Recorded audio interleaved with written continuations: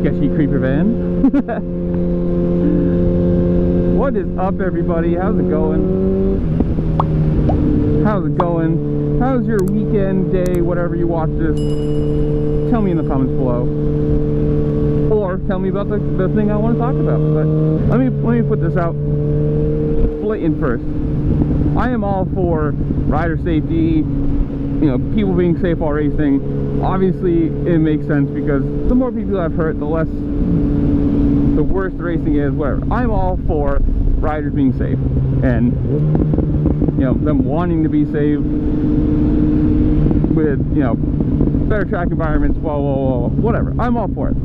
I am also for, on the fact of, granted, since I'm not racing, I am a consumer of the product of which racing provides. I like racing, how stupidly you want to say it. I like watching racing. It's enjoyable to me. Dirt bike, road course, whatever. Especially on two wheels, anything two wheels is great. Bellissima. But if you didn't watch this weekend, during qualifying of the MXGP in, I want to say France. If I'm wrong, I will correct myself with some text in the screen right in front of us. I'm going to say most, pretty much all of the big riders, Geiser, Seawer, you know, all of the big riders that are still racing in MXGP. Ooh, we get the sound of my people. Sound of my people through a bridge is always nice.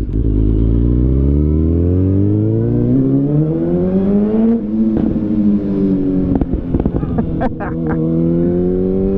really hope that didn't blow out the camera or audio. But pretty much all of the big riders, there was a couple, you know, names that still decided to do it.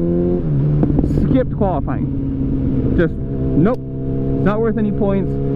Apparently it rained to no end and it was just super muddy and what they thought to be dangerous. So, you know, there's a whole thing of all of them just standing around, just doing nothing. And I get it. Qualifying doesn't mean much, especially in the you know, in a road course setting. Qualifying does mean more because obviously if you're staggered in rows, like if you qualify first, it's a lot better than qualifying 15th. Like, you are just behind so many extra bikes. Qualifying in motocross isn't really all that big of a deal because you all start on an equal plane.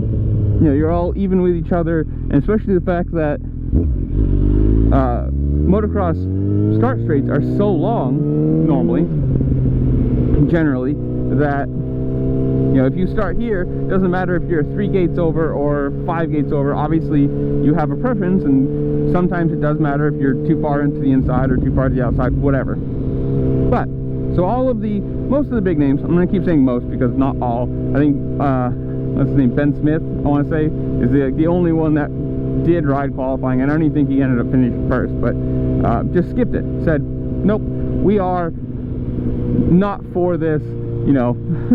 Time to give us some safety. So I'm going to say in the comments below, you tell me, do you think mud, especially in a dirt bike setting, it's not even rain on a road course, this is rain in dirt bike racing, do you think that they should either, one, push back qualifying, whatever reasoning or however you want to solve the problem of like them still being able to qualify, but just push it back, or two, do you think they're being sissies?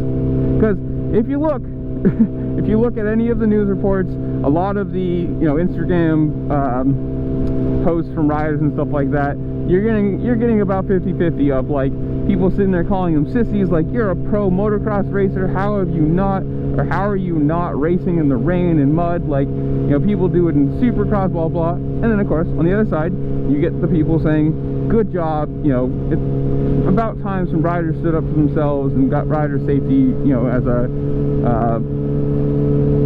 more important thing, more paramount, whatever. So you tell me in the comments below, obviously, or, you know, on my TikTok or my Instagram or whatever you want to say. I don't care. You dead. You tell me. Do you think it was like, obviously it was a race situation, this story probably changes. If it's a race situation, I'm assuming most of them are going to end up racing, because obviously it is for points. Like, you're racing for a championship, why would you not? But if it's qualifying, no points are won or lost in qualifying, and if you have the option, none of them, I don't think any of them got fined or anything like that for not doing it. Cool, whatever. But on the flip side, like, it is, they obviously offer people to come watch qualifying, so there are spectators there watching the races or watching qualifying, and yeah, they're going to be out there in the rain. They've already paid their money for it.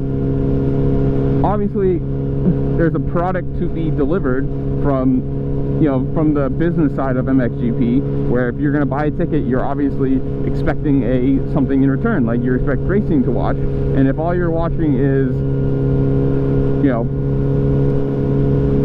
the privateers, not saying privateers are bad, let's say this too, I don't think privateers are bad. Obviously you need them in sports, and not just Phil, but like a lot of privateers are great fan riders or whatever. But if you're paying to go see Tim Geiser and Jeremy Seawer and all of the big name riders, Koldenoff and all that kind of stuff,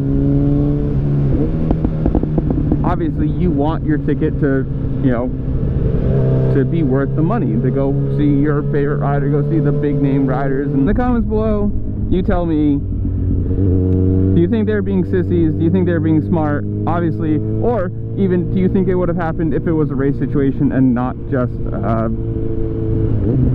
qualifying? Do all the fun things YouTube allows you to do. The like, share, subscribe, comment, message. Actually, you can't message anymore, can you?